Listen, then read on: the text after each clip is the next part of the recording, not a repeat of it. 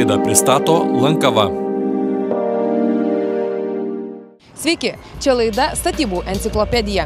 Na ir šiandien profesionalai jums patars, į ką atkreipti dėmesį renkantis ir perkant žoliapjoves. Taip pat patarimai ne tik vyrams, bet ir moterims. Pavasaris – pats aktualiausias laikas persodinti gėles. Tad kokius vazonus pasirinkti, kokią žemę ir trąšas, jums taip pat itin naudingi patarimai. Alytuje Kepyklos gatvėje įsikūrusios statybinių medžiagų parduotuvės Lankava technikos skyriuje susidomėjusių pirkėjų žoliapjovėmis ir trimeriais antplūdis. Itin aukštos kokybės produktus sodo priežiūrai siūlo Alko, Vokietijoje sukurta sodo technika. Tai daugiau kaip 40 metų kuriama ir vystoma sodo technika apjungianti inovatyvumo dvasią, aukščiausią kokybę ir moderniausias technologijas. Į ką reikia atkreipti dėmesį renkantis vėjapjovę patarė Alko pardavimų vadovas Pabaltijo šalims. Pirmiausia, žmonės turi rinktis vėjapjovę pagal savo vejos plotą. Plotą, o plotas priklauso, kiek jisai turi pjaunamos vejos, aišku, turi išmesti žiauriai, taip sakant, namuką, išmesti visus medelius, visus krūmus ir paskaičiuoti tik tai tą plotą, kurį pjaus. Pagal tą plotą jisai turi rinktis tiksliai vėjapjovę. Tai galima pradėti, sakykime, nuo elektrinių, kurios yra nuo 250 kvadratinių metrų iki 1300, net būna tokios galingos vėjapjovės elektrinės. Bet aišku, čia yra vienas minusas, kurį žmonės jį labai atkreipia dėmesį, tai yra elektros laidas. Elektros kabelis, su juo nepatogu manevruoti, tampyti jį su savimi ir panašiai. Iš kitos pusės yra pliusas, jeigu pas jūs nėra namuose tuo metu benzino, jūs turi benzininę vėjapjovę, jūs negalėt nupjauti vėjos. Tai tokie va niuansai, nes automatiškai ir benzininiam vėjapjovėm priežiūros reikia daugiau negu elektriniam. Ir nuo šito ir prasideda visas pasirinkimas. Tenais jau toliau galima žiūrėti, ar tos vėjapjovės turi centrinį aukščio reguliavimą, ar neturi, ar kiekvieno rato atskirai. Čia daug visokiausių niuansų. Sakykime, vėjapjovių funkcijos, nuo elektrinės jos pagrindė pjauna ir surenka. Benzininės jau gali turėti daugiau funkcijų, tai, sakykime, pjovimas, surinkimas, mulčiavimas, dar papildomai metimas į šoną, jeigu, pavyzdžiui, žmogus po ilgo laiko atvažiuoja į sodybą, kur nori nusipjauti veją ir vėja yra paaugus ir jisai, pavyzdžiui, nenori rinkti, jam svarbu tik nusipjauti tą veją, tai jisai gali su šoniniu išmetimu, paprasčiausiai pjovimo būdu pjaunant išmesti į šoną. Nes su visom vėjapjovėm galima pjauti be surinkimo dėžės, bet yra maloniau, kaip aišku, ant kojų nekrenta žolė nupjauta. Trimeris taip pat reikalingas sodo priežiūrai, tačiau būtina atkreipti dėmesį, koks plotas bus su juo šienaujamas. Apie trimerius aš galėčiau paaiškinti, kai, pavyzdžiui, žmonės pagrindę daug būna tokių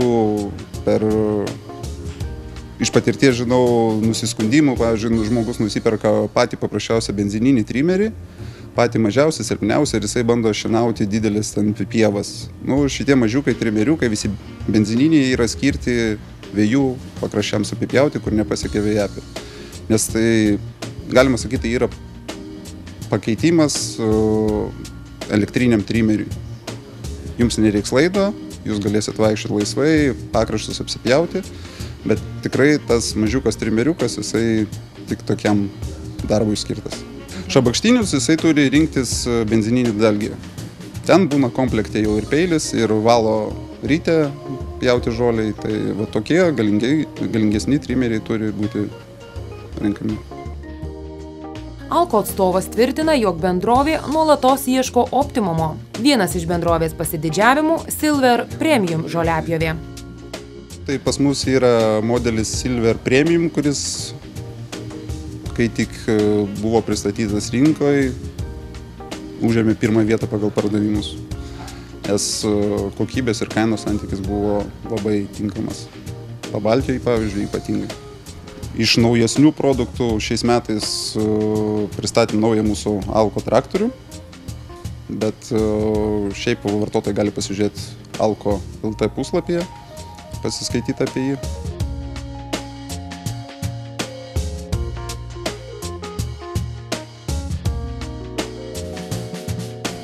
Lankavos technikos centre galima įsigyti vėjapjovių, kultivatorių, elektrinių ir benzininių pjūklų, trimerių, šakų smulkintuvų, motobloko, tvorų, tinklų, teikiamos įrankių nuomos, sodo, daržo, technikos remonto paslaugos.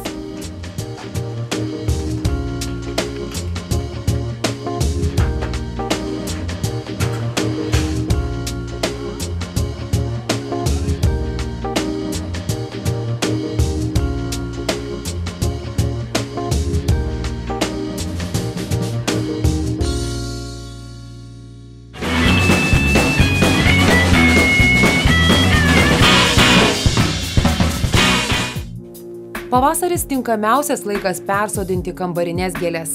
Itin dažna gėlė mūsų namuose – orchidėja Phalaenopsis. Kaip teisingai ją persodinti, kokią žemę ir trąšas pasirinkti, konsultuoja Lankavos sodo daržo skyriaus vadovė Ilona Bružikienė. Dažnas klientų užduodamas klausimas, kada persodinti orchidėjas. Orchidėjas persodinti galima, kada jos peržydėja. Jeigu augalas žydi, persodinti juos galima išskirtiniu atveju, kai augalas susirga, prasideda šaknų puvinys, krenta žiedai, sudžiūvę, kaip šito augalo matom, suglebę lapai, sudžiūvę, pumpurus krauna, tačiau jis jau nebeišaugina žiedynų. Pabandysim atgaivinti šitą augalą, pasodindami jį į naują vazoną ir panaudodami kompo substratą.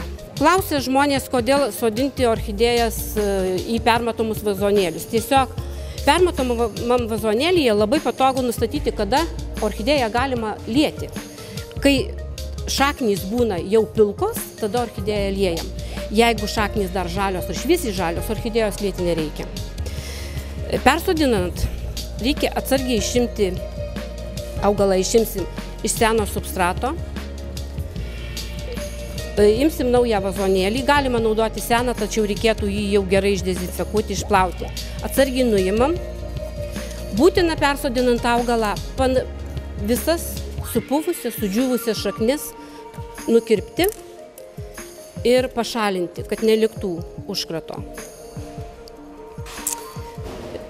Nukirpti šitų pritrumpinsim taip pačiai ir žiedinkočius, nes jau jie yra sužydėję, bet iš jų dar jie nėra sudžiūvę, iš jų, manau, išaugs nauji žiedynai, kada persodinsim. Va matom, tiesiog šaknys supuvę. Mums nieko nebelieka, kaip nukirpti ir bandyti sodinsim augalą, kad jis pradėtų kvėpuoti ir maitintis va šitom oriniam šaknim. Naujų orinių šaknų jisai išleis prigijęs. Visas šaknis apkarpom, nesveikas, sudžiūvusias, supelėjusias.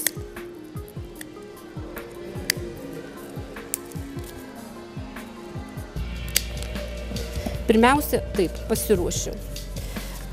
Imam naują substratą, įsiberėm jo į dugną. Va, matom, substratas birus, daug pušyje žievelių. Persodinant, po persodinimo augalo liet nereikia. Apie 3-4 dienas tikrai nereikia. Ir bandysim sodinti šitą gėlę. Šaknis dedam į vazonėlį. Lengvai ant viršaus irgi užberiam substrato. Orchidėjų substratai išimti skirtingai nei kitų gėlių nebūna pripildyti trąšų. Todėl jas po persodinimo reikėtų tręšti. Lengvai prispaudžiam, dapilam kiek mums reikia substrato. Va, birus, pralaidus vandeniui, naujas. Pasodinam. Ant viršaus, persodinus orchidėją, ant viršaus rekomenduojama uždėti kiminų arba mūsų parduotuvėje galima įsigyti džiovintos tilancijos. Jos atrodo ir dekoratyviai, ir neleidžia išgaruoti iš augalo drėgmei. Tiesiog išsiimam, kiek mums reikia, kad uždengti vazonėlį. apdedam. Čia daug nereikia, augalas nedidelis, dar vystysis tik šaknys, bet kad gražiai atrodytų, mes jį apdedam. Toks susidaro įspūdis, natūralus, gražiai. Va. Šiuo metu turime tokiems nusilpusiems augalams taip pat Kompo firmos trąšos orchidėjoms kapsulėje. Jos ypač tinka va tokiems nugleibusiems, dar bandantiems atgaivinti augalams. Šių trąšų tirpalas jau paruoštas pilnai, belieka tik tai nukirpti kapsulės galiuką ir įstatom į kapsulę, į vazonėlį. Šių trąšų pakaks 4 savaitėms. Taip pat galima rinkti skystas arba lazdelių formos trąšas.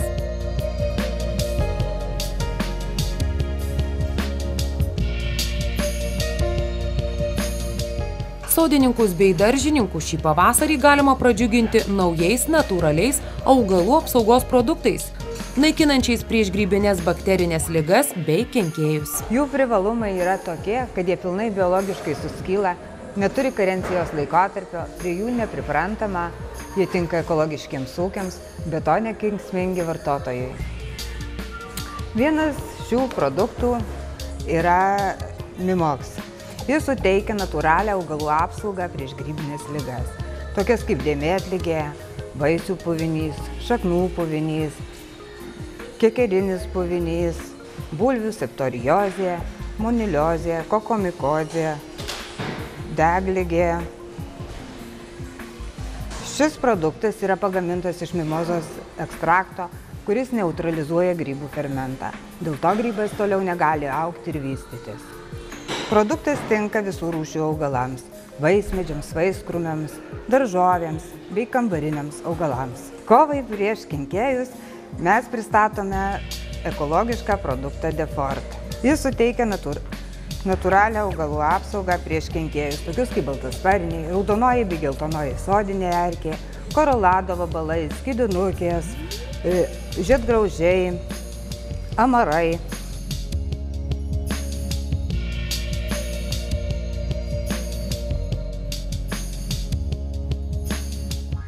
Lankavos sodo daržo skyriuje galite įsigyti trąšų, durpių, žemių mišinių, augalų apsaugos priemonių, dekoratyvinių augalų, vaismedžių, gėlių, plastikinių ir molinių vazonų, sėklų, vėjų ir pievų mišinių, sodo daržo įrankių, bitininkystės prekių.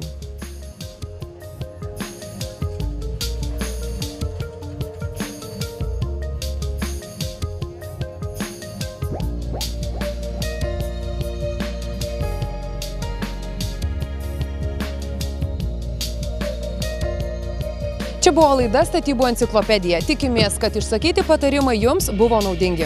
Viso geriausio.